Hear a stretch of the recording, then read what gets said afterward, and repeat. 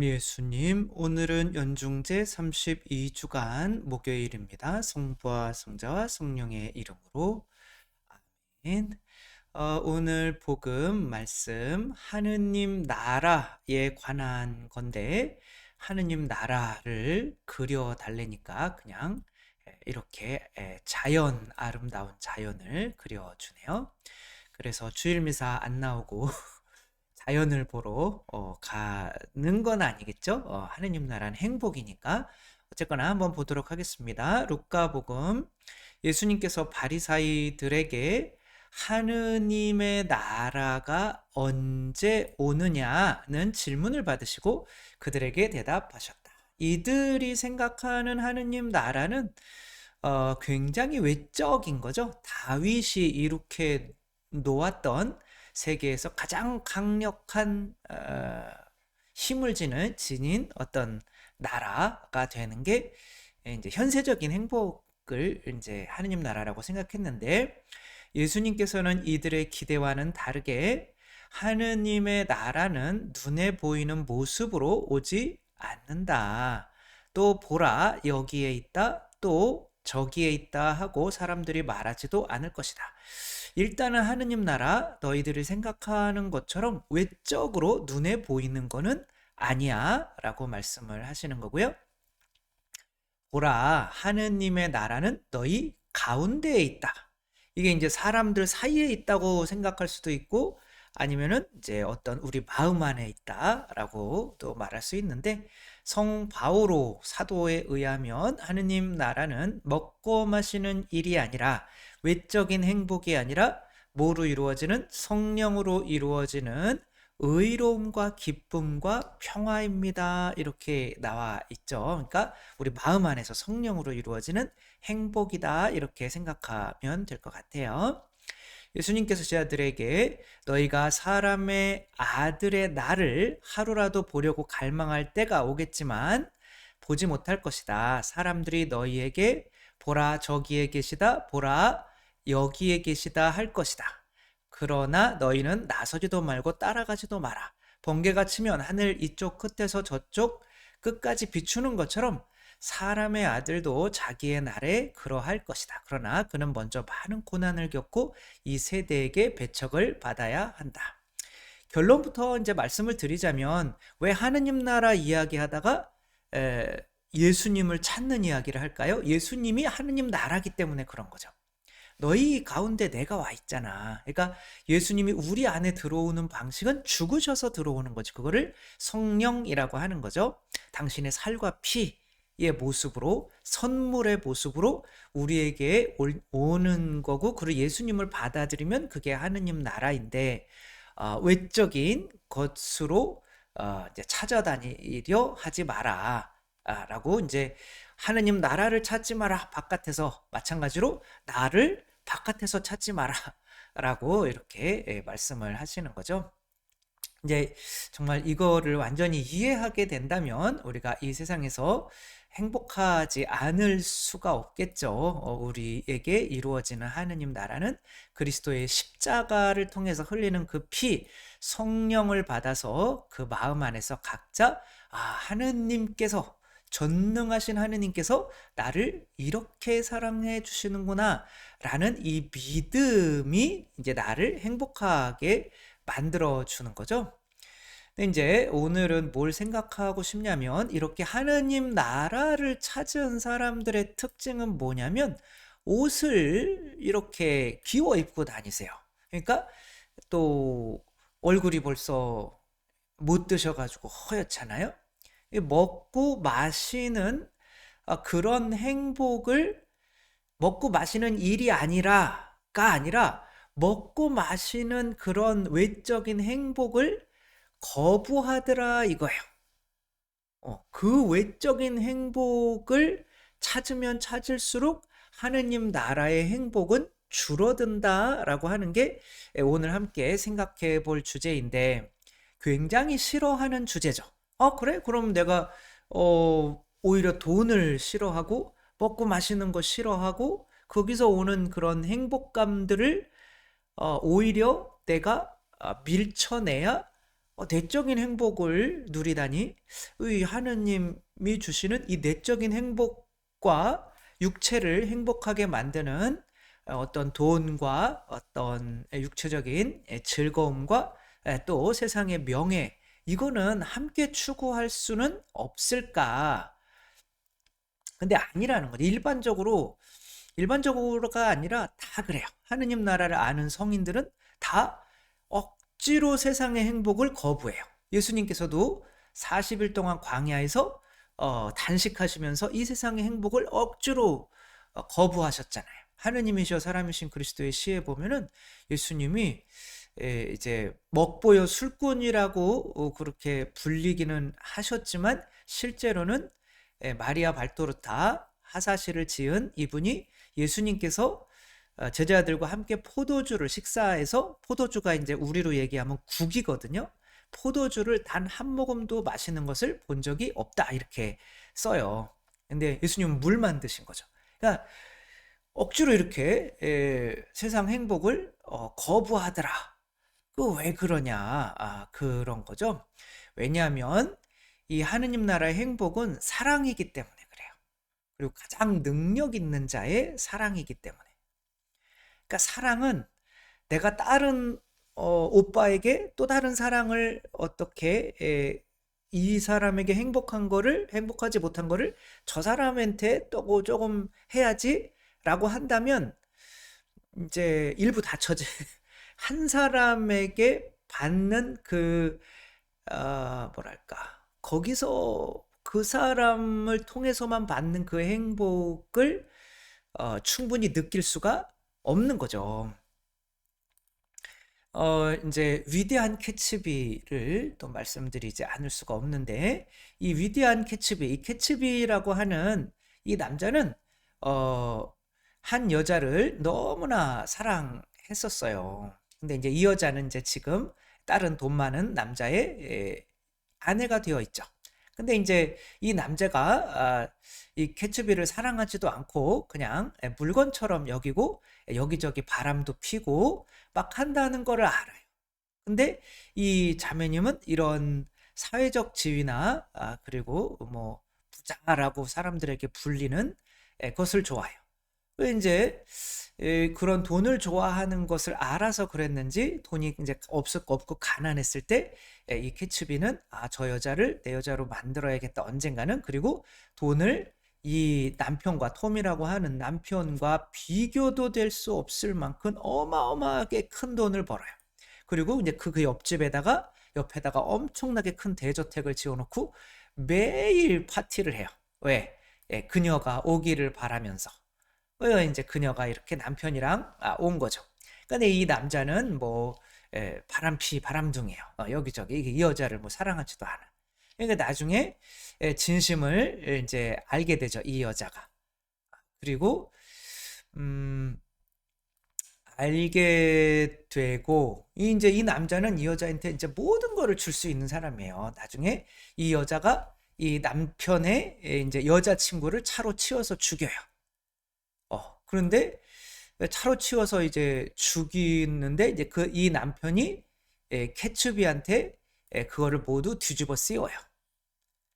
그러니까 이 자매님은 그 누명을 벗기고 캐츠비와 하면 좋겠지만 뭐 어느 정도 사랑은 하지만 지금까지 나에게 있는 어떤 사회적 명성을 버릴 수는 없기 때문에 이제 캐츠비를 버리죠. 캐츠비는 그 자기가 차로 치워서 죽인 그 여자의 이제 남편에 의해서 살해를 당하게 되죠. 이 캐츠비는 이 여자를 위해서 목숨까지도 내어줄 수 있는 사람이에요. 근데 이 자매님은 그 사랑을 완전히 믿어버리면 좋은데 자꾸 자기의 행복을 이 오빠 저 오빠에게서 찾으려고 하는 거죠. 그러니까 사랑이라고 하는 게, 우리가 하느님 나라의 행복이 하느님이 나에게 주시는 어떤 이런 연인과 같은 그런 사랑이기 때문에 내가 어떤 다른 것에서 행복을 이렇게 추구하려고 한다면 그만큼 하느님의 사랑과 능력을 믿지 않는 것이 되기 때문에 그만큼 사랑이 줄어들 수밖에 없는 거죠. 그러니까 내가 당신이 나에게 모든 행복을 주는 거예요. 그러니까 저는 오로지 이 세상의 행복이 아니라 당신에게만 행복이 있음을 저는 믿고 의탁할래요. 라고 해서 바치라고 그런 게 선악과잖아요. 이제 11조고. 그러니까 이제 과부의 헌금은 본인이 가진 모든 거를 바치는 거예요. 그러니까 하느님께서는 모든 걸 바치기를 원하세요. 왜? 모든 걸 주시니까. 근데 그게 바로 연인 관계잖아요. 이제 이 오헨리 남편 소설에 그게 있죠. 크리스마스 선물. 거기에 남편은 아내의 이제 시계를 팔아서 아내의 머리가 이제 머리카락이 이쁘니까 빗을 사왔는데 아내는 또 남편을 위해서 또 모든 거를 다 내어줘서 이제 시계줄을 샀어요. 만약에 이들이 찾는 행복이 서로 다른 게 있었다. 나는 빚을 모으는 사람이에요. 그래서 여기저기에서 빚을 주는 오빠들을 많이 알아요. 그래서 빚이 한 30개 있어요. 그러면 그 남편이 그렇게 그 뭐죠? 시계 갑오로 내려오는 시계를 팔아서 빚을 가져온 그 빚 때문에 정말 모든 걸 다 내어놓을 정도로 행복할까요? 그럴 수 없겠죠. 남자도 마찬가지인 거죠. 그냥 뭐 돈이 어마어마하게 많아요. 그러니까 그 빚 하나 이렇게 사다 주면은 그리고 근데 이제 돈이 어마어마하게 많았는데 막 쓸데없는 그렇게 좀 값싼 머리카락 잘라서 팔아서 시계줄을 사왔는데 이게 시계줄 나는 400개 있는데 이거 이런 행복이 없잖아요. 그러니까 하느님께서 우리에게 주시는 행복은 어쨌거나 연인과 같은 행복인 거죠. 그래 너 나한테 많이 줬니? 얼마큼 줘야 하느님은 다 주시는 분이고. 그러니까 우리는 어느 정도 일부만 주는 거죠. 그러니까 이제 사랑을 하느님께 대한 사랑을 한 30%만 하고 나머지 70%는 세상이 주는 행복. 그러면은 하느님이 나에게 채워줄 수 있는 행복은 30%밖에 안 되는 거죠. 그러니까 행복할 수가 없는 거죠. 그러니까 내가 이 세상에서의 모든 행복을 다 거부를 하는 거예요. 그럴 때 하느님께서 100% 행복을 채워주시는 거죠. 성령님으로. 그게 하느님 나라의 행복인 거예요. 그래서 하느님 나라의 행복을 아는 사람일수록 세상의 행복을 그만큼 거부를 하게 되는 거죠. 그러니까 술을 좋아하는 저의 입장에서는 이제 좀 언젠가는 술도 끊고 진짜 오로지 정말 하느님에게서 오는 행복만을 이렇게 찾아야겠지만 그게 쉽지 않은 거예요. 쉽지 않아요. 적과의 동침이라는 게 있죠. 영화. 이제 이 여인은 이 돈 많고 막 이런 근데 이제 너무 학대를 하는 거예요. 이 남편이. 그래서 이제 탈출을 해가지고 바다에 빠져 죽은 척해서 근데 이제 수영을 배워서 나가서 이제 딴 오빠랑 또 사랑을 하게 되죠. 그런데 이제 이 오빠가 이제 살아있다는 걸 알고 계속 이제 쫓아다녀요. 그러면은 이 오빠를 완전히 제거하기 전까지는 이 다른 오빠와의 완전한 그런 행복을 누릴 수가 없는 거죠. 이전의 관계를 완전히 끊어야 되는 거죠. 이 위대한 캐츠비의 이 언니는 그러지를 못했던 거죠. 근데 여기서는 이제 이전 남편을 총으로 쏴 죽이죠. 그렇게 됐을 때 이제 진짜 이렇게 그게 되는 거죠.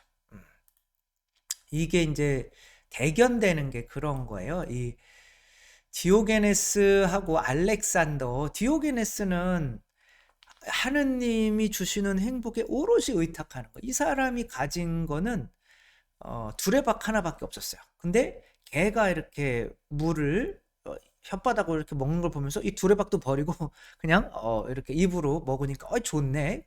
그러니까 이 사람은 오로지 다 거부하는 거예요. 하느님에게서 나는 하느님이 다 채워주셔.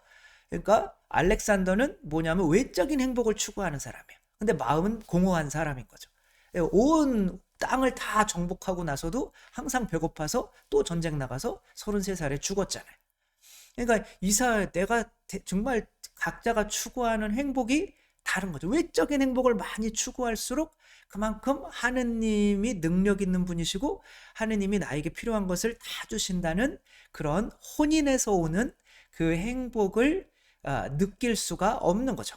근데 디오게네스는 내가 이 세상의 모든 행복을 다 포기했기 때문에 하느님에게서 오는 온전한 100%의 행복을 누리고 있었던 거죠. 우리가 이제 선택을 해야 되는 거죠. 어쩔 수 없죠. 어, 예수님이 하느님이시잖아요. 그쵸? 하느님이 죽으셔서 살과 피를 주셔요. 근데 이제 만약에 부모님이 정말 살과 피 부모님이 그냥 힘들게 해가지고 그 부모님이 막 이 아이들한테 모든 걸 주잖아요. 근데 나는 부모님을 좀 믿지 못하겠는데 그래서 다른 집에 가서 밥을 뭐 한 일주일에 몇 끼를 먹고 온다. 더 맛있는 것을. 그러면 이 부모로부터 오는 100%의 행복을 느낄 수가 없는 거죠. 그냥 단순히 밥만 먹는 게 아니라 이 부모님이 나를 위해서 생명을 내어주실 정도로 사랑하신다는 것을 믿지를 못하는 거죠. 느끼지를 못하는 거죠. 거기서 오는 행복을 그만큼 포기하게 되는 거죠. 이 바깥의 행복을 추구하게 된다면. 그래서 톨스토이의 그런 내용이 있죠. 사람에겐 얼마만큼의 땅이 필요한가. 그래서 어떤 농부가 있었는데 그 옆에 어떤 추장이 어마어마한 땅을 경작할 수 있도록 나누어 주려고 하는 거죠. 그래서 원하는 사람들에게는 아주 싼 값에 그 1,000원에 그냥. 근데 이제 해가 지기 전까지 이제 갔다 와야 돼요. 그만큼을 주겠다는 거죠. 근데 이제 해가 중천에 떴을 때 돌아가야 되는데 올 때는 달려오면 되겠지. 그래가지고 해가 뉘엿뉘엿 이제 떨어질 때 막 그냥 100m 달리기로 달리는 거죠. 그러다가 이제 심장마비로 거의 도착해서 죽게 되죠. 그리고 이제 그 사람은 그 자리에 파묻었는데 6피트 뭐 30cm라고 하면은 3, 6, 17이잖아요. 그쵸? 180cm. 그러니까 나에게 필요한 땅은 딱 관이 들어갈 180cm였는데 이 사람은 이제 어마어마하게 필요하다. 그만큼이 자비롭게 줄 수 있는 분이었으면 그게 하느님께 이렇게 했어야죠. 그러니까 내 힘을 믿고 내가 세상에서 어떠한 행복을 추구하는 만큼 그게 다 세속육신 막인 거죠. 그러니까 돈, 육체적인 행복, 그 다음에 명예욕이나 권력욕 이런 것을 추구하면 추구할수록 나를 믿는 거기 때문에 그만큼 하느님을 덜 믿는 거기 때문에 모든 것을 주시는 하느님이 이만큼이나 나를 사랑하시는구나 라는 것을 믿을 수 없게 되고 그 참 사랑에서 오는 연인으로서 느낄 수 있는 그 행복은 이제 느끼지를 못하게 된다는 거죠. 그래서 우리 성인들은 하느님 나라가 내적인 행복이고 그 사랑에서 오는 내적인 행복을 느꼈던 분들은 하느님의 그 사랑을 전적으로 믿고 신뢰하고 싶어서 이 세상에서 오는 행복들을 일부러 다 거부했었다. 그래서 어쩔 수 없이 양립할 수 없다. 이 세상에서의 행복과 하느님 나라의 행복은 이 세상에서 행복은 외적인 거고 하느님 나라의 행복은 내적인 거기 때문에 양립할 수 없다. 그러나 내 에너지를 외적인 행복에 더 쏟으면 그만큼 내적인 행복은 느끼지 못하게 된다. 왜? 바람 피는 것과 같기 때문에 그렇게 되는 거죠. 아무튼 우리 진정한 하느님 나라의 행복을 느끼고 주님께서 주시는 참 행복으로 나아갈 수 있었으면 좋겠습니다. 주님께서 여러분과 함께 전능하신 천주 성부와 성자와 성령께서는 여기 모인 모든 이에게 강복하시어 길이 머물게 하소서. 주님을 찬미합시다. 하느님 감사합니다. 성부와 성자와 성령의 이름으로 아멘. 감사합니다. 사랑합니다.